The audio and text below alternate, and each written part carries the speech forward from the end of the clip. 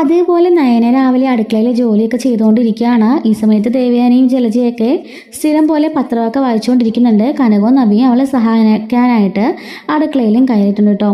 എല്ലാ ദിവസവും വരാനിരിക്കുന്ന സ്റ്റോറീസും ഡെയിലി എപ്പിസോഡ് റിവ്യൂസ് നമ്മുടെ ചാനൽ അപ്ലോഡ് ചെയ്യുന്നതിന് മിസ്സാവാതിരിക്കാൻ ചാനൽ സബ്സ്ക്രൈബ് ചെയ്യണേ. അതുപോലെ തന്നെ നിങ്ങളുടെ സപ്പോർട്ട് ലൈക്കായിട്ട് ലൈക്കിൽ ഒന്ന് പ്രസ് ചെയ്യണം കേട്ടോ. അങ്ങനെ ജോലിയൊക്കെ ചെയ്തുകൊണ്ടിരിക്കുന്ന സമയത്ത് ആദർശ് അങ്ങോട്ടേക്ക് വരുന്നുണ്ട്. എന്നിട്ട് നയനോട് കോഫി കഴിക്കുകയാണ്. അങ്ങനെ നയന കൊണ്ടുവന്ന് കോഫിയും കൊടുക്കുന്നുണ്ട് കേട്ടോ. അങ്ങനെ കോഫി ഇങ്ങനെ ഒരു ഡ്രൈക്കകത്താക്കിയിട്ട് നയനെ കൊണ്ടുവരുന്നുണ്ട്. അങ്ങനെ ആദർശിൻ്റെ കയ്യിൽ കൊടുക്കുന്നുണ്ട്. പിന്നീട് അങ്ങനെ മാറി മാറി എല്ലാവർക്കും കൊടുക്കുകയാണ്. അപ്പോൾ ദേവേനിക്ക് ലാസ്റ്റായിട്ട് കൊടുക്കാൻ പോകുമ്പം ഈ ആദർശ് ഇങ്ങനെ കാല് നീട്ടി വെക്കുകയാണ്. പെട്ടെന്ന് ആദർശിൻ്റെ കാലിൽ തട്ടിയിട്ട് നയന ആ കോഫിയുമായിട്ട് ദേവേനയുടെ മുകളിലേക്ക് പെട്ടെന്ന് ഇങ്ങനെ തെന്നിപ്പോവാണ്. അപ്പോൾ ആ കോഫി ദേവേനയുടെ ദേഹത്ത് മുഴുവനും ആവുന്നുണ്ട്. ദേവേന ചാടി എഴുന്നേറ്റ് ഡീന്നും പറഞ്ഞിട്ട് നയനനെ ഇങ്ങനെ അടിക്കാൻ കൈ ഓങ്ങാൻ പോകുമ്പോഴേക്കും നവിയെ പെട്ടെന്ന് വന്നിട്ട് വല്യമ്മയെന്ന് വിളിക്കുന്നുണ്ട്. പെട്ടെന്ന് ദേവേൻ ഇങ്ങനെ കൈ ഇങ്ങനെ അടിക്കാതെ ഇങ്ങനെ ചുരുട്ടി പിടിക്കുകയാണ്.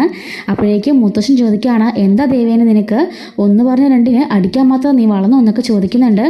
അതച്ചാ പെട്ടെന്നുള്ള ദേഷ്യത്തിന് ഞാനെന്ന് പറയുമ്പം അങ്ങനെ പെട്ടെന്നുള്ള ദേഷ്യത്തിന് നിന്റെ ഭർത്താവായിരുന്നെങ്കിൽ നീ ഇപ്പം അടിക്കായിരുന്നോ, അല്ലെങ്കിൽ നിന്റെ മകനായിരുന്നെങ്കിൽ നീ അടിക്കായിരുന്നോ, അല്ലെങ്കിൽ ഞാനാ ചെയ്തെങ്കിൽ നീ അടിക്കായിരുന്നോ? അപ്പം നിന്റെ അടിക്കാൻ പറ്റുമെന്നൊരാൾ ഉണ്ടായിട്ടല്ലേ നീ ഇത്രയും അഹങ്കാരം കാണിക്കുന്നതെന്ന് ചോദിക്കുന്നുണ്ട്. അപ്പോഴേക്കും ആദർശ് ചോദിക്കുകയാണ്, രാവിലെ തന്നെ അമ്മയുടെ മൂഡ് ഓഫ് ആക്കിയോ നീ? നല്ല ചൂട് കാപ്പിയല്ലേ അത്, ദേഹത്തേക്ക് വീണാൽ എന്തെങ്കിലുമൊക്കെ പറ്റില്ലേ എന്ന് ചോദിക്കുന്നുണ്ട്. അപ്പോഴേക്കും നയന ആദർശയുടെ സോറി ഞാൻ കണ്ടില്ല, ആദർശിൻ്റെ കാല് തട്ടി വീണാന്ന് പറയുമ്പം കാലിടുണ്ടെങ്കിൽ സൂക്ഷിച്ച് നടന്നു വരണം, അതല്ലാതെ മാനത്തോട്ട് നോക്കി വന്നാൽ ഇങ്ങനെയൊക്കെ സംഭവിക്കുമെന്ന് പറയുന്നുണ്ട്. അപ്പോഴേക്കും നവ്യ അവിടെ നല്ലൊരു പെർഫോമൻസ് കാഴ്ചവെക്കുന്നുണ്ട് കേട്ടോ. നവ്യ എന്നിട്ട് ചോദിക്കുകയാണ്, ആദർശയുടെ നാണമില്ല ഇങ്ങനെ പറയാൻ വേണ്ടിയിട്ട്.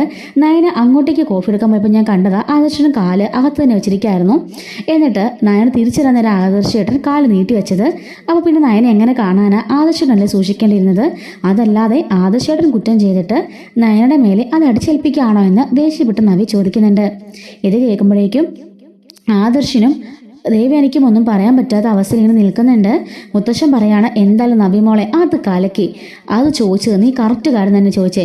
എന്താ ആദർശേ, നിന്റെ അടുത്ത MD സ്ഥാനം നിനക്ക് നൽകി ഈ വീടിൻ്റെ അടുത്ത അധികാരം നിനക്ക് നൽകാനാണ് ഞാൻ ആഗ്രഹിച്ചിരിക്കുന്നത്. അപ്പോൾ ഇങ്ങനെ ഉത്തരവാദിത്തമില്ല നീ പെരുമാറിയാലോ?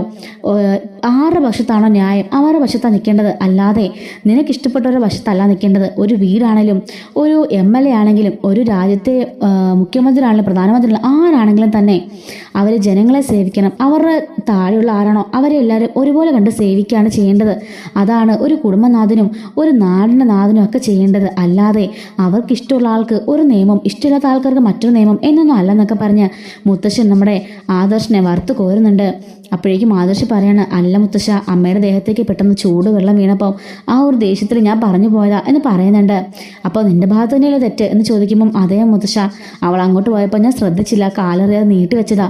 അവൾ പെട്ടെന്ന് വന്നപ്പോഴേക്കും അവൾ വന്ന സമയത്ത് ഞാൻ കാല് നീട്ടിയത്, അതുകൊണ്ടാണ് അവൾ അറിയാതെ ആ ഡ്രെയിലെ കോഫി അമ്മയുടെ മേത്തേക്ക് വീണത് എന്ന് പറയുന്നുണ്ട്. അപ്പോഴേക്കും മുത്തശ്ശൻ പറയുന്നുണ്ട്, ഇതിപ്പോൾ നവ്യൊന്നും പറഞ്ഞില്ലാന്നെങ്കിൽ നീ ഏറ്റ് പറയാമെന്ന് ചോദിച്ചപ്പോൾ അത് പിന്നെ ഞാൻ ഓർത്തെടുത്ത് അതിന് സോറി പറഞ്ഞെന്ന് പറയുന്നുണ്ട്. എന്നിട്ട് ആദർശ് നായനയോട് സോറി പറയാൻ കേട്ടോ. അത് സാരമില്ല ആദർശേട്ടാ, ഞാൻ ശ്രദ്ധിച്ചു വരണ്ടായിരുന്നു, അതുകൊണ്ടല്ലേ.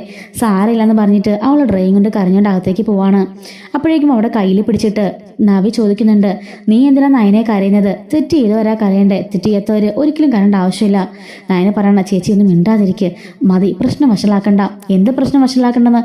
മിണ്ടാതിരുന്നാലേ നിന്നെ പോലെ ഇതുപോലെ പലരും നിന്റെ മേത്തേക്ക് കൈ ഉയർത്തിയെന്ന് വരും എന്നൊക്കെ പറയുന്നുണ്ട്. നയനെ പറയാണ്, അതിനിപ്പോൾ ഇവിടെ ഒന്നും സംഭവിച്ചില്ലല്ലോ.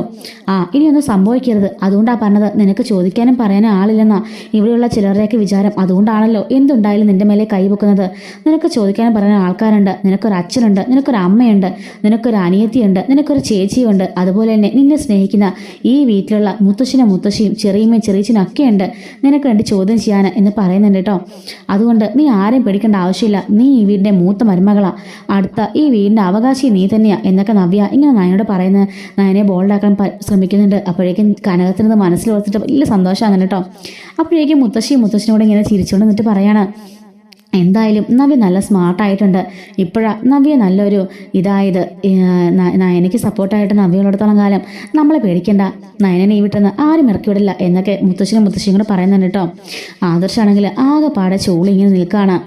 ചെറിയച്ചൻ പറയാണ്, ഇനിയിപ്പോൾ ഇതൊന്നും പറഞ്ഞ് കുത്തിപ്പൊക്കി ആരും ഒരു വിഷയം ഉണ്ടാക്കണ്ട, എല്ലാവരും ഇരുന്ന് ചായയൊക്കെ കുടിക്കുമെന്ന് പറയുന്നുണ്ട് കേട്ടോ.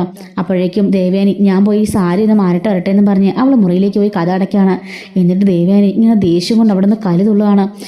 അവൾ എൻ്റെ ദേഹത്തേക്ക് കോഫി മറിച്ചു. എന്നിട്ട് എല്ലാവരും മുമ്പിൽ എന്നെ എൻ്റെ മോനെയും കൂടെ അവൻ നാണം കിടത്തി. അവളെ ഞാൻ വെറുതെ വിടില്ല, അവളെയും അവളുടെ ചേച്ചിനെയൊക്കെ ഞാൻ ഈ വീട്ടിൽ നിന്ന് അടിച്ചോടിക്കും എന്നൊക്കെ ദേവയാനി ഇങ്ങനെ ദേഷ്യപ്പെട്ട് മുറിയിൽ നിന്ന് പറയുന്നുണ്ട്. എന്നിട്ട് ഒന്നും അറിയാത്ത പോലെ സാരി വേറെ മാറിക്കൊണ്ട് ഹാളിലേക്ക് വരുന്നുണ്ട് കേട്ടോ. എന്നിട്ട് അമ്മയ്ക്ക് വല്ലതും സംഭവിച്ചു എന്ന് ചോദിക്കുമ്പോൾ ഇല്ല മോനെ, സാരിയുടെ മുകളിലേക്കല്ലേ വീണത്, അതുകൊണ്ടൊന്നും സംഭവിച്ചില്ല എന്ന് പറയുന്നുണ്ട്. നയന വീണ്ടും ഒരു കോഫിയും കൊണ്ടൊന്ന് ദേവയാനിക്ക് കൊടുത്തിട്ട് സോറി അമ്മേ, അമ്മയ്ക്ക് പൊള്ളൽ വല്ലതും പറ്റുമെന്ന് ചോദിക്കുമ്പം എനിക്കൊന്നും സംഭവിച്ചില്ല എന്ന് ദേവയാനി പറയുന്നുണ്ട് കേട്ടോ. അങ്ങനെ എല്ലാവരും കോഫിയൊക്കെ കുടിച്ചുകൊണ്ടിരിക്കുകയാണ്. അങ്ങനെ ആദർശ് മുറിയിലേക്ക് പോകുന്നുണ്ട്. പോയിട്ട് ആകെപ്പാടെ അപ്സെറ്റായിട്ട് ഇരിക്കുകയാണ്. കാരണം നവ്യയുടെ ഓരോ വാക്കുകളും അവൻ്റെ ഉള്ളിൽ തറച്ചു കയറുന്നത് പോലെയായിരുന്നു കേട്ടോ. അവനിങ്ങനെ ആകെപ്പാടെ വല്ലാണ്ടിരിക്കുകയാണ്.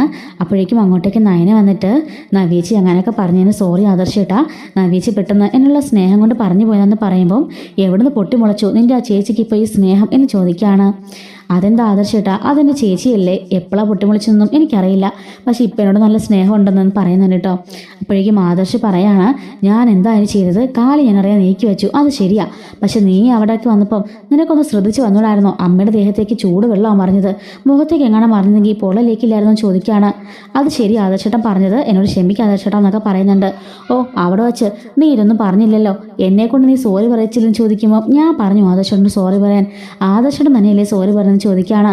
എല്ലാവരും എന്നെ കൊണ്ട് എന്നെ കൊണ്ട് പറയിച്ചതല്ലേ, എൻ്റെ അമ്മയെ കൊണ്ടും എന്നൊക്കെ പറയുന്നുണ്ട്.